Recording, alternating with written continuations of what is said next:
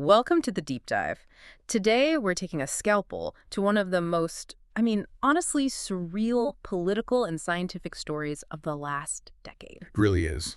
We are charting this just astonishing tectonic shift in Washington, D.C., where a subject once reserved for, ridicule UFOs is now a front-burner national security issue. And now they call them UAPs, unidentified aerial phenomena. Right. It's an extraordinary journey, really, from the fringe right into the mainstream. For the longest time, government silence or just outright denial was the default position. Of course. Now we have official reports, public hearings, dedicated congressional efforts. And our deep dive today, it goes right back to where this new reality began. The source code. The original secret U.S. government investigation, the Advanced Aerospace Weapons System Applications Program, or AAWSAP. AAWSAP, that's the one. And it really is the source code for everything that's happening right now. Our sources confirm this was a $22 million project? $22 million, funded by the Defense Intelligence Agency, the DIA, between 2008 and 2010. It's ground zero. For the current public awareness and all this political urgency, our mission here is to excavate the scientific, technical, and controversial scope of that program. And this wasn't just a handful of researchers, This was a fully funded effort to figure out if physics as we know it needs an urgent update. To really appreciate AWSAP, you have to understand the political atmosphere it helped to shatter. The whole stigma around UFOs, it really started to dissolve in December 2017. Ah, the New York Times article. That's the one. When it came out that the Pentagon had funded a secret program to study the phenomena. That moment was so critical. And I remember the media, at first, they confused AIWSP with a smaller follow-on effort called ATIP. They did. But the core revelation, the big thing, was that the Pentagon was taking this seriously. Seriously enough to spend millions on it. And that gave cover, right, essential cover for members of Congress who were sort of quietly pushing for answers behind the scenes. Exactly. But the real acceleration, that truly began in 2023 with the, explosive public testimony of David Grush. This guy is an Air Force veteran, a highly credentialed intelligence officer, and he wasn't just claiming the government was investigating UAPs. No. He claimed there was an illegal, decades-long effort to retrieve and back-engineer crash craft. A biological material. And biological material belonging to non-human intelligence, NHI. That is an audacious claim, but what made it stick? Why didn't it just get dismissed like all the others? Because Grush had already provided this sworn testimony to the Inspector General for the intelligence community. And that office, they then found his allegations credible and urgent. Credible and urgent. That's a huge official stamp of validation. It bypasses all the usual mechanisms of denial. Yeah. You just can't ignore that level of institutional endorsement. And what followed was, it was just unprecedented. You saw figures across the political spectrum. Marco Rubio, Mike Gallagher. Chuck Schumer, Tim Burchett, all uniting on one shared priority. Transparency, accountability. Yeah, and they weren't necessarily agreeing on what the UAPs were, but they were absolutely united in their concern about a possible internal military complex. An internal military complex operating without any congressional oversight, potentially hiding these objects of extreme technological value. And that political momentum, it kind of retroactively validates AWSIC as a serious endeavor, doesn't it? It does. Managed by the DIA's Dr. James Lacatski and Robert Bigelow's aerospace company, BAAS, this was the first official, fully funded UAP study since Project Blue Book was shut down in '69. And they moved like lightning. Our sources emphasize that AIWSAP, within just 5 months of its start in 2008, had a team of 50 PhD and master-level scientists and engineers. A 50-strong team. And in just over 2 years, they delivered more than 100 detailed technical reports, DIDs, they called them, to the DIA. They weren't just collecting sightings. No, this was high-level scientific analysis. It absolutely was, and this led directly to what they called Project Physics, which outlined 12 key technical focus areas. Designed to solve the physics challenges posed by what they were seeing. Yes. Everything from energy requirements to, how these things might be manipulating space and time. Okay, let's unpack this physics, because this is where the phenomena just demand a radical shift in how we see the universe. Let's start with lift. Right. How do these things operate with impossible silence and strength? We've got reports of massive triangular objects, maybe 300 feet long, just hovering silently. And witnesses describing them as feeling like they weighed 1 million tons. 1 million tons, just hanging there. So, AWSA realized they couldn't explain this with with conventional aerodynamics or jet thrust. They had to look at these advanced concepts, the ones summarized in those DIRD reports. Specifically focus on modifying gravity itself. Exactly. Such as, what were they looking at? Well, they studied concepts like the polarizable vacuum representation of general relativity.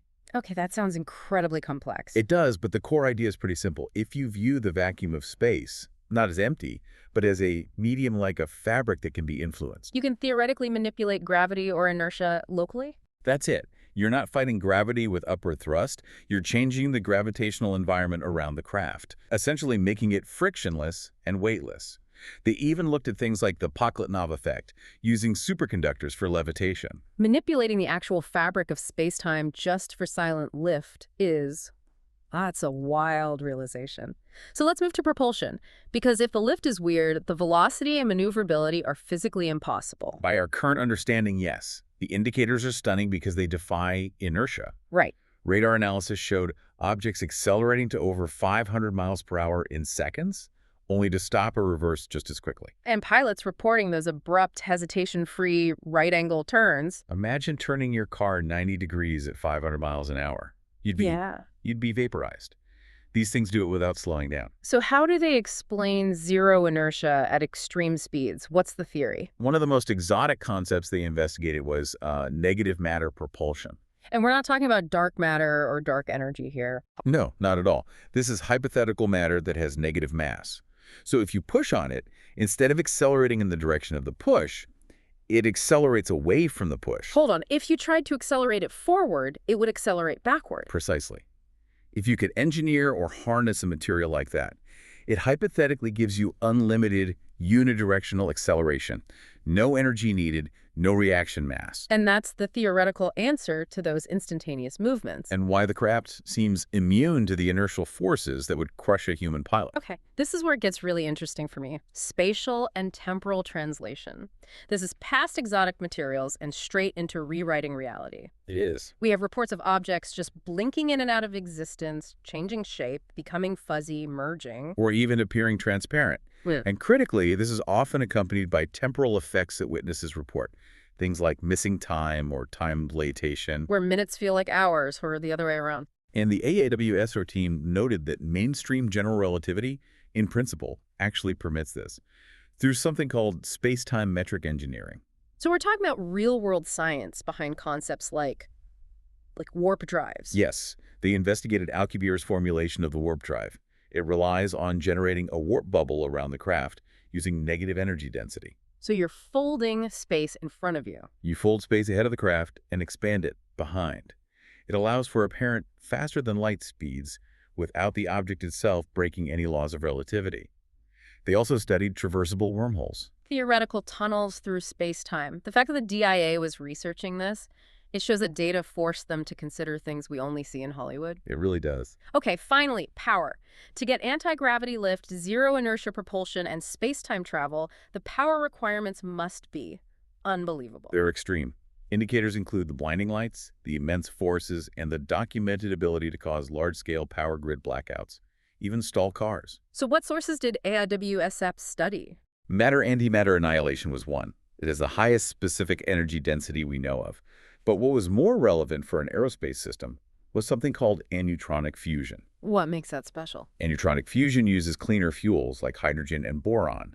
And crucially, it emits energy as charged particles, not high-energy neutrons. So you can convert the energy directly to electricity. Exactly. No need for steam turbines. It allows for incredibly compact, high-power reactors like an inertial electrostatic confinement unit that could generate megawatts of power from a small onboard device. If the advanced physics was mind-bending, AAWSAP then made a leap that broke completely with scientific tradition. It really did. They refused to exclude paranormal or psychic data from their investigation. And this was the controversial core of the whole program. They decided that to understand the full picture, you had to examine the full spectrum of events that occur in proximity to close encounter incidents. In other words, the phenomena often seem to be part physical, part conscious. A hybrid. A hybrid, yeah. And to handle this multi-dimensional data, AAWSAP adopted a framework developed by the legendary UAP researcher Dr. Jacques Vallée. It's called the Capella 6 Layers of Analysis. It's an analytical breakthrough, really. It is. Layers 1 and 2 cover the hard data. Layer 1 is the physical layer sensor data, radar hits, physical traces, And layer 2 is the anti-physical layer. which catalogs all the behaviors that contradict known physics, like an object sinking into the ground or changing its shape in midair. But the truly revolutionary part starts at layer 3, right? Absolutely. Layers 3, 4, and V are the psychological, physiological, and psychic layers. These document everything from intense physical reactions like burns or paralysis. To memory loss and missing time. And most bizarrely, the psychic layer recorded reports of impressions of communication without a sensory channel, and even poltergeist phenomena happening near encounter sites. They were essentially creating a framework to quantify the interaction between this advanced technology and human consciousness. That's a perfect way to put it. And you see this integration in the famous cases they studied. The 2004 Nimitz Tic Tac incident. The pilots, like Commander Fravor, they were awestruck by the craft's raw physical performance. Instant acceleration defying physics. But the original AAWSF report also noted that the Tic Tac appeared to recognize the fighter jet. It took intelligent, evasive action. That suggests a conscious awareness. Right, tactical behavior. And the physical and psychological impact is maybe clearest in the case studies from the Brazilian UFO assault. Project Colares, that was an intense, long-running flap. Very intense between 1977 and 2003. And it was aggressive. UAPs caused significant physical trauma. 54 documented burns, 14 people left in comas, 10 recorded deaths. That is a staggering human toll. And the craft's behavior, it was completely inconsistent with solid objects. Witnesses reported lights shining through tiled roofs and walls, as if matter was just transparent to the craft's energy. The events caused mass panic. Widespread collective hysteria. The Aerospace team realized that the phenomenon operates on principles that just defy our understanding of material constraints. It makes sense, then, that AIWSA continuously monitored Robert Bigelow's property in Utah. Skinwalker Ranch. It became a repository of this hybrid data. And the phenomena there ranged from metallic UAPs and flying orbs to Electromagnetic anomalies, blackish foggy mist. And importantly, the human element was always there. Witnesses frequently reported physical and psychological symptoms. headaches, nausea, fear, goosebumps. Exactly. AIWSF had to accept that the UAP mystery seems to integrate both advanced physics and conscious interaction. For a program that only ran for 2 years, the data infrastructure they created is arguably its most enduring legacy. It's the backbone of our current understanding. I'm talking about the AIWSA data warehouse. It was a monumental achievement. They didn't just collect current data. They consolidated 11 different historical and current databases, Including records from Project Blue Book, UHOCAT. and the specialized Skinwalker Ranch database. This all totaled roughly 234,000 cases, all standardized so they could do sophisticated data mining across those 6 Capella layers. 250,000 incidents.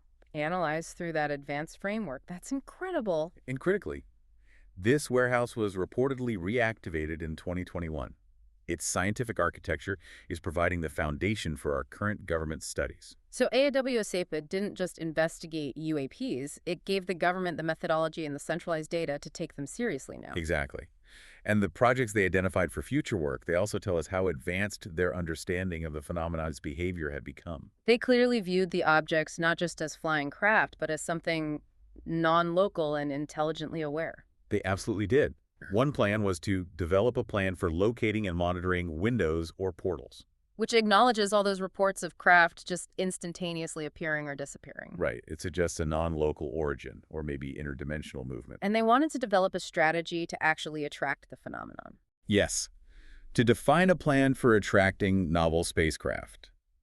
Based on historical data, they saw that UAPs show high interest in very specific high-stress human activities. Like active war zones, unusual construction projects. Or high-speed aerospace demonstrations. It reinforces the idea that the phenomenon is observing us, especially at our technological and conflict boundaries. And finally, they wanted to get granular on the sensory details, building databases for sounds. Humming, buzzing, roaring. And strange odors detected during incidents. They believed these could provide clues about the exotic propulsion and materials. So if you synthesize all this, the zero inertia physics, the temporal stuff, the psychic influence, the core conclusion AAWSA drew when this deep dive has shown is that the program operated as if UAP were the product of a technology that integrates physical and psychic phenomena. And this covert DIA-funded research provides the absolute scientific and operational foundation for today's congressional engagement with the whole NHI UAP mystery. It's the bedrock. Which brings us to our final provocative thought for you.